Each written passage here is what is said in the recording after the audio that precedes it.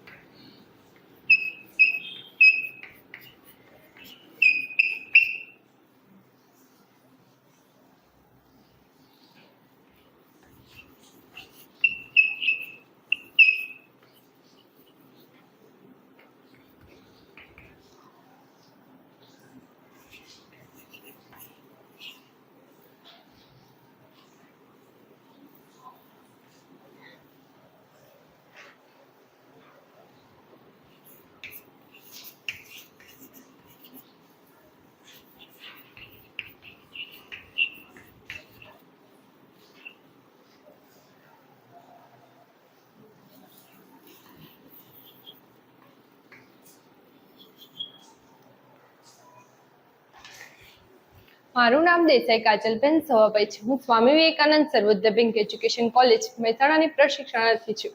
તો વિદ્યાર્થી મિત્રો, હવે હું તમારો પરિચય લઈશ. તમારું નામ શું છે? મારું નામ પાર્વતીબેન રામભાઈ છે. બરાબર. તમારું નામ શું છે? મારું નામ સત્વરા છે. તમને શું ગમે છે? મને વાંચવાનો શોખ છે. બરાબર. તમે ક્યાંથી આવો છો? બરાબર. તમારો ફેવરેટ વિષય કયો છે? તો વિદ્યાર્થી મિત્રો, આજે આપણે નામાના મૂળ તત્વોમાં એક મહત્વના એકમ વિશે અભ્યાસ કરીશું. વેપાર, ધંધા અને ઉદ્યોગમાં આર્થિક હિસાબી વ્યવહારો થતા હોય છે. આ હિસાબી વ્યવહારોને સરળતાથી યાદ રાખવા માટે વેપારીઓ તેની નોંધ કાચી નોંધમાં કરતા હોય છે. કાચી નોંધ પરથી વેપારી નામું લખતો હોય છે. બેવડી અસરના સિદ્ધાંતો મુજબ દરેક હિસાબી વ્યવહારના ઓછામાં ઓછા 2 ખાતા હોય છે. ઉધારના ખાતા અને જમાના ખાતા સંકળાયેલા હોય છે. આ સમગ્ર કથન પરથી હું તમને કેટલાક પ્રશ્નો પૂછીશ, જેને આવડે તે હાથ ઊંચો કરી જવાબ આપવાનો પ્રયત્ન કરશે. વેપાર, ધંધા અને ઉદ્યોગમાં રોજબરોજ કેવા વ્યવહાર થતા હોય છે? બોલો જમીનભાઈ. સરસ. હિસાબી વ્યવહારમાં ઓછામાં ઓછા કેટલા ખાતા સંકળાયેલા હોય છે? બોલો ફાલ્ગુનીબેન. ઓછામાં ઓછા 2 ખાતા સંકળાયેલા હોય છે. આખા વાક્યમાં જવાબ આપો. વ્યવહારમાં ઓછામાં ઓછા 2 ખાતા સંકળાયેલા હોય છે. કોઈ બીજું? હિસાબી વ્યવહારમાં ઓછામાં ઓછા 2 ખાતા સંકળાયેલા હોય છે. હિસાબી વ્યવહારમાં ઓછામાં ઓછા 2 ખાતા સંકળાયેલા હોય છે. Very good. હિસાબી વ્યવહાર ભૂલી ન જવાય તે માટે વેપારી તેની નોંધ શેમાં કરે છે?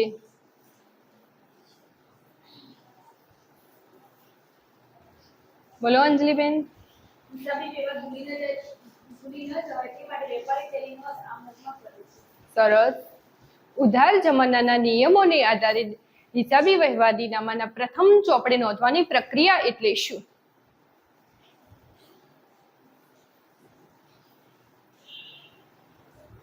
બોલો નિશાબેન.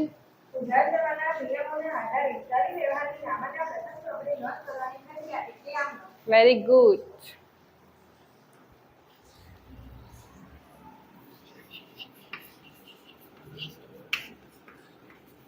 તો વિદ્યાર્થી મિત્રો, આજે આપણે આમનોંધ વિશે અભ્યાસ કરીશું. ઉધાર જમાનાના પહેલા આપણે આમનોંધનો અર્થ જાણીશું. ઉધાર જમાનાના નિયમોને આધારે હિસાબી વ્યવહારની નામાના પ્રથમ ચોપડે નોંધવાની પ્રક્રિયા એટલે આમનોંધ.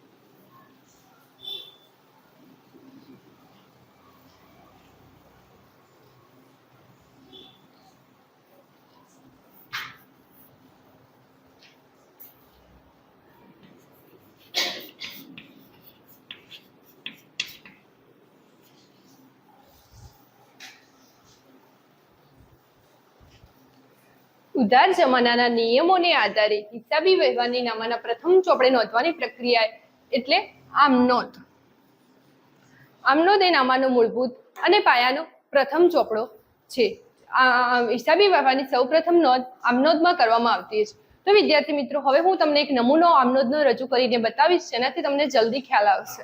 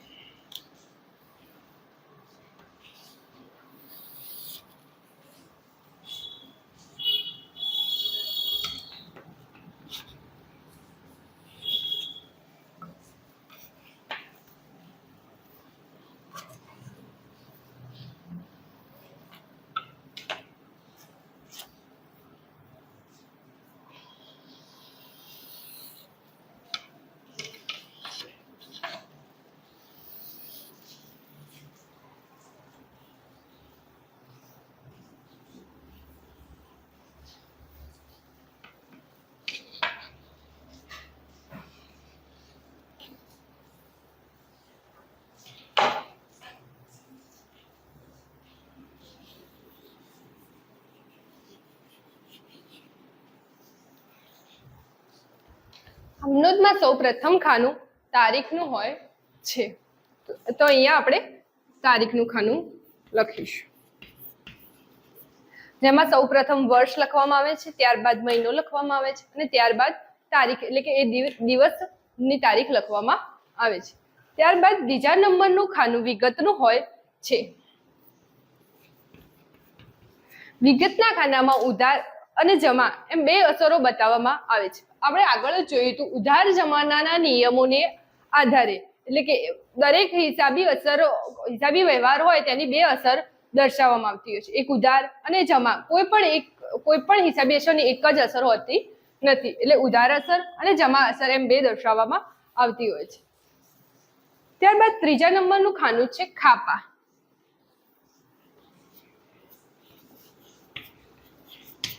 ખાપા વહીનું ફૂલ ફોર્મ ખાતા વહી પાના નંબર છે.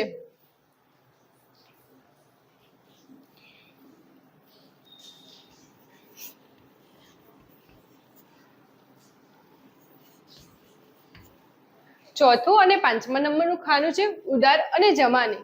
જે રકમની અસર ઉધાર થતી હોય તેને ઉધારના ખાનામાં દર્શાવવામાં આવે છે અને જે ખાતું જમા થતું હોય તેને જમાના ખાનામાં દર્શાવવામાં આવતું હોય છે.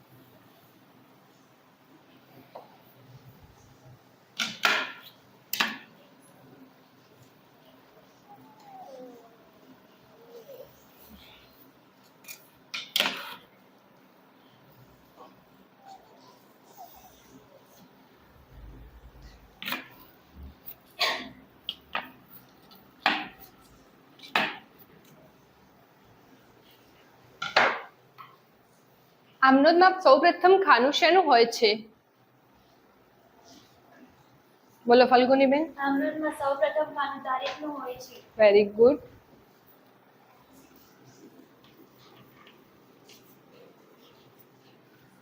આમનોંધમાં બીજા નંબરનું ખાનું શેનું હોય છે? બોલો સૃષ્ટિબેન. Very good. આમનોંધમાં ત્રીજા નંબરનું ખાનું શેનું હોય છે? બોલો અંજલિબેન. સરસ. આમનોંધમાં ચોથા નંબરનું ખાનું શેનું હોય છે? બોલો જમીનભાઈ. આ નોંધમાં ચોથા નંબરનું ખાનું ઉધારનું હોય છે. Very good.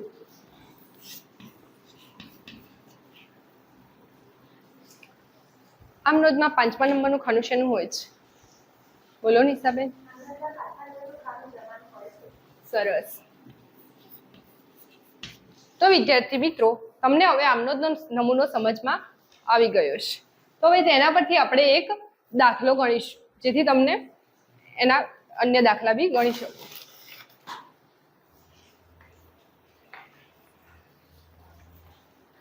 આ રકમ છે, કોણ વાંચશે? નિશાબેન તમે વાંચો. નીચેના વ્યવહારો પરથી પ્રવીણના ચોપડે આમનોંધ લખો. હા વાંચો. તારીખ 2024 માર્ચે 5000 નો માલ રોકડેથી ખરીદ્યો. 1 માર્ચે 5000 નો માલ રોકડેથી ખરીદ્યો છે.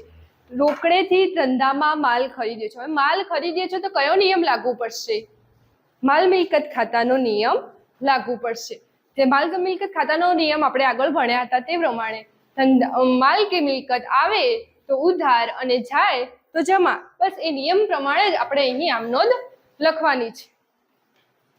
જ્યારે ધંધામાં 5000 નો માલ ખરીદ્યો છે, તો હવે ધંધામાં શું થયું છે? માલની ખરીદી થઈ છે, માલ આવ્યો છે. તો માલ આવે છે તો તેને ઉધાર કરીશું, એટલે ખરીદ ખાતે ઉધાર. તે માલ ખરીદ્યો છે તો આપણે રોકડે લખ્યું છે અહીંયા ચોખ્ખું ક્લીન. તો શું સમજવાનું કે રોકડેથી ખરીદ્યો છે તો આપણે ધંધામાંથી રોકડ જાય છે તો રોકડ જાય તો જમા. તે નિયમ પ્રમાણે જ બસ બધી આમનોંધમાં ચાલવાનું છે. ધંધામાં માલ ખરીદ્યો છે એટલે ખરીદ ખાતે ઉધાર, તે રોકડ ખાતે જમા.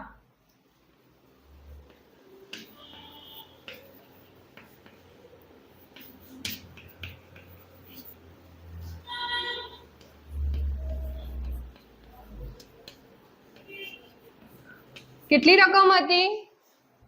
બોલો જયમીનભાઈ. 5000. સરસ.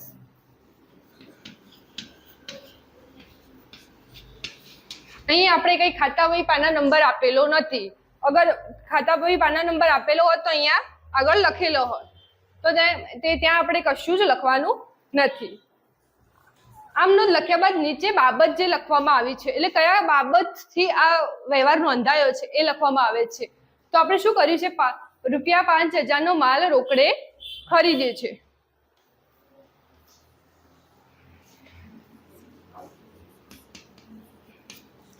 તો અહીંયા લખીશું 5000 નો માલ રોકડે ખરીદ્યો તેના.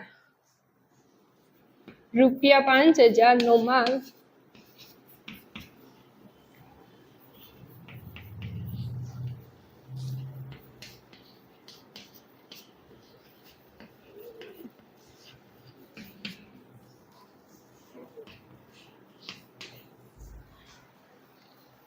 ત્યારબાદ હવે આપણે બીજો વ્યવહાર જોઈશું. કોણ વાંચશે? બોલો વાંચો જયમીનભાઈ. 2024 માર્ચ 4 ₹8000 નો માલ પ્રાંજલને વેચ્યો. બેસી જાઓ. 8000 નો માલ પ્રાંજલને વેચ્યો છે. આમાં માલનું ધંધામાં આવક થાય છે કે જાવક થાય છે? સૌથી પહેલા તે જોવાનું. બોલો જયમીનભાઈ. માલની જાવક થાય છે. માલની જાવક થાય છે. એ પહેલા તો અહીંયા માલ જ લખેલું છે, એટલે આપણે માલ મિલકતના નિયમ પર ફોકસ કરવાનું. જ્યારે ધંધામાં માલ કે મિલકત આવે તો ઉધાર અને માલ કે મિલકત જાય તો જમા. તો માલ કે મિલકતનું શું થયું છે? વેચાણ થયું છે. એટલે અહીંયા ધંધો ચાલુ છે ત્યાં વેચાણ થઈ ગયું. આપણે આપી દીધો માલ, માલ ને મિલકત ધંધામાંથી જતું રહે છે, તો તેને શું લખવાનું? જાય તો જમા. તો પ્રાંજલે માલ ખરીદ્યો છે તો અહીંયા વ્યક્તિનું નામ આપ્યું છે. અગર ના આલ્યું હોય તો રોકડેથી વેચ્યો કે એવું કંઈક લખેલું તો આપણે શું લખવાનું? રોકડ. જ્યારે ગ્રાહકનું નામ આપેલું હોય ત્યારે સૌપ્રથમ તેનું નામ જ લખવામાં આવતું હોય છે. તો પ્રાંજલ ખાતે ઉધાર તે વેચાણ ખાતે જમા.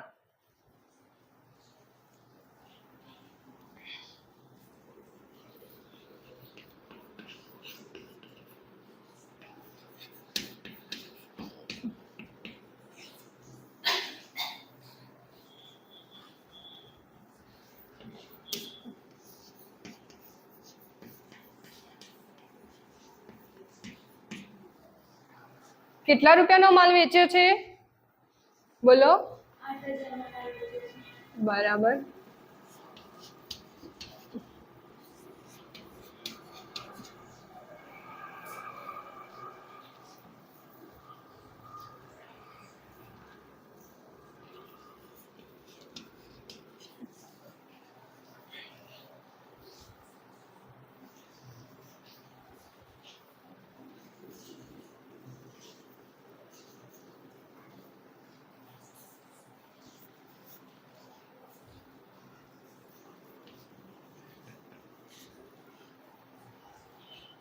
તેની બાબત જે કોણ બોલશે હવે? એક સમજાવી મેં એના પર.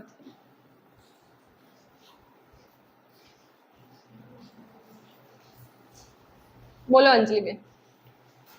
₹8,000 નો માલ પ્રાંજલે વેચ્યો છે. સરસ.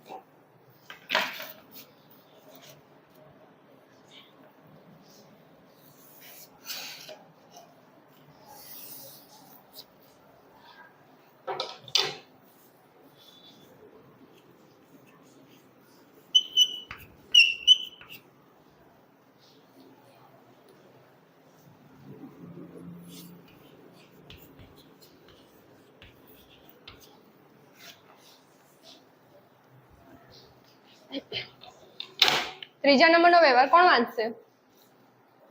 સૃષ્ટિબેન તમે વાંચો. 2024 8 બેસી જાઓ. ₹500 કમિશન મળ્યું. કમિશન મળ્યું એટલે ધંધામાં શું થઈ છે? આવક થઈ છે. આવક થાય છે ત્યારે આવે ધંધામાં રોકડ આવે તો ઉધાર અને જાય તો જમા. તો કમિશન મળ્યું છે તો હવે શું લખીશું આપણે? રોકડ ખાતે ઉધાર તે કમિશન ખાતે જમા. કમિશન ખાતે જમા એટલે કઈ રીતે? આપણને કમિશન મળ્યું છે. ક્યાંથી મળ્યું છે? આ ધંધામાં આપણને રોકડ મળી છે, પણ ક્યાંથી મળી છે? કમિશન આપણે ઉપજાવ્યું ત્યારે તેમાંથી મળી છે, તો કમિશન ખાતે જમા લખીશું. કારણ કે કમિશન જે ચૂકવે છે ત્યાંથી તો જવાના જ છે ને પૈસા. લાભ લેનાર ખાતે ઉધાર અને લાભ લેનાર ખાતે આપનાર ખાતે જમા.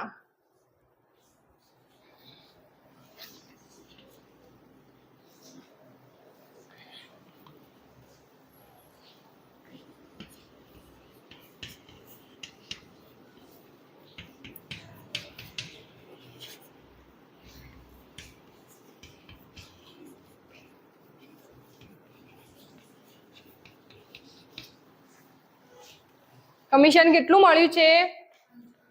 બોલો ફલ્ગુની બેન. કમિશન 500 રૂપિયા મળ્યું છે. Very good.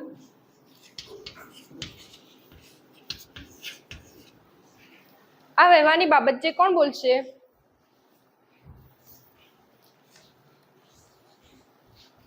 સૃષ્ટિબેન તમે બોલો. ₹500 નું કમિશન મળ્યું તેના. સરસ.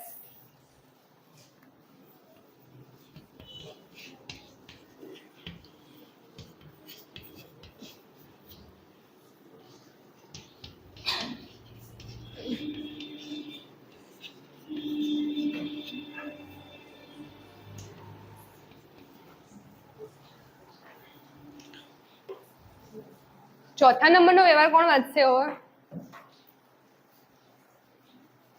અંજલીબેન તમે વાંચો. તારીખ 10 ના રોજ 1000 પગાર ચૂકવ્યો.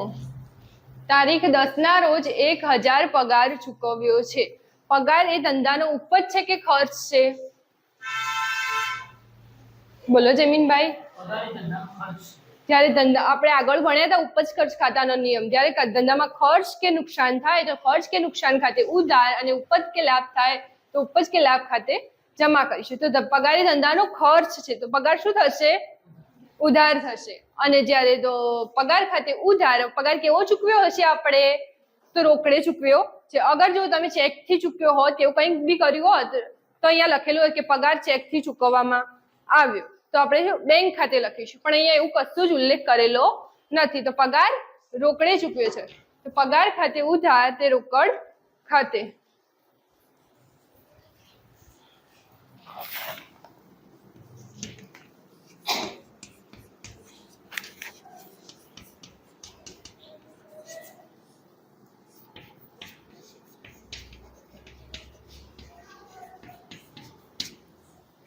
કેટલો ચૂકવ્યો છે પગાર? બોલો નિશાબેન. 1000. સરસ.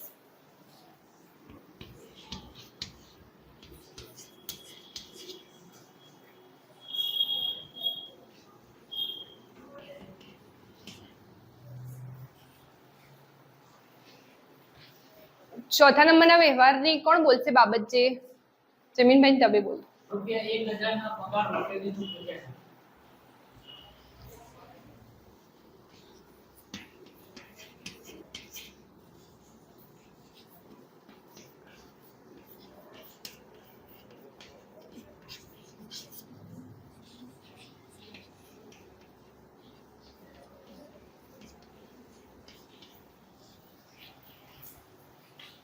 તો વિદ્યાર્થી મિત્રો તમને હવે આમનોંધનો દાખલો ખ્યાલ આવી ગયો છે.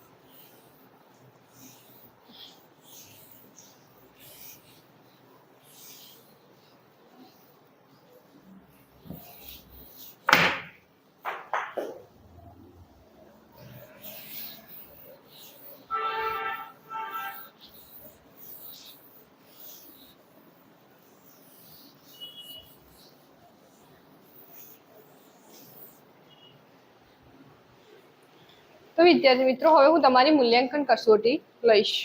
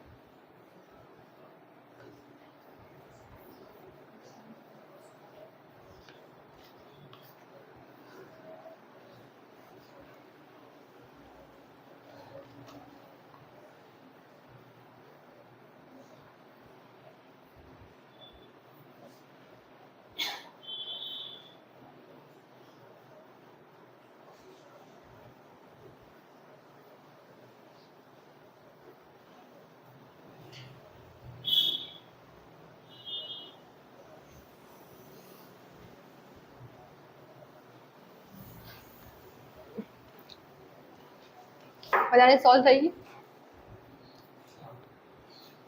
પ્રશ્ન 1, નીચેના વિધાનો ખરા છે કે ખોટા તે જણાવો અને ખરા વિધાનની સામે રાઈટની નિશાની કરો અને ખોટા વિધાનની સામે રોંગની નિશાની કરો.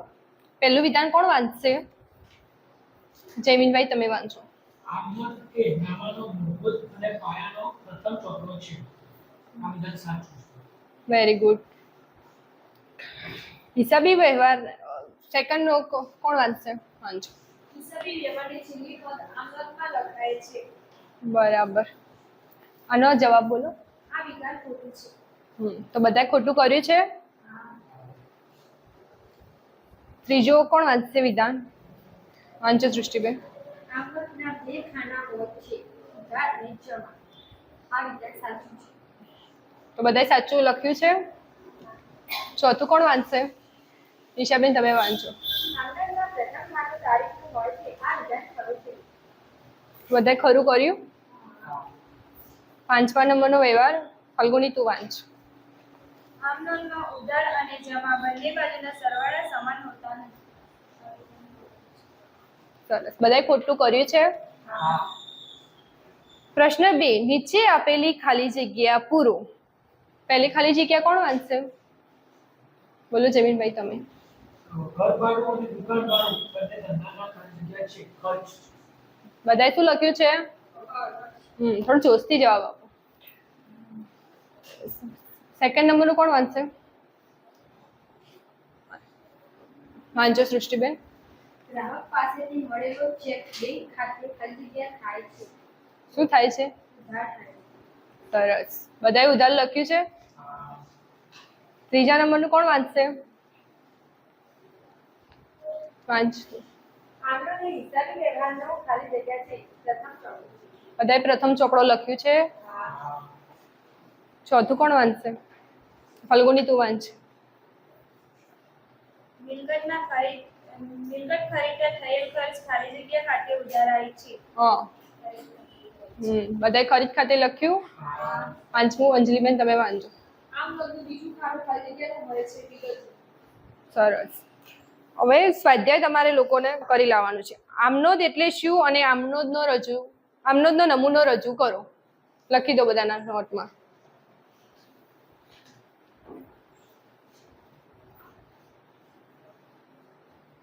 લખાઈ ગયું? તો આ પાઠ દરમિયાન તમે મને જે સાથ સહકાર આપ્યો તે માટે થેન્ક યુ.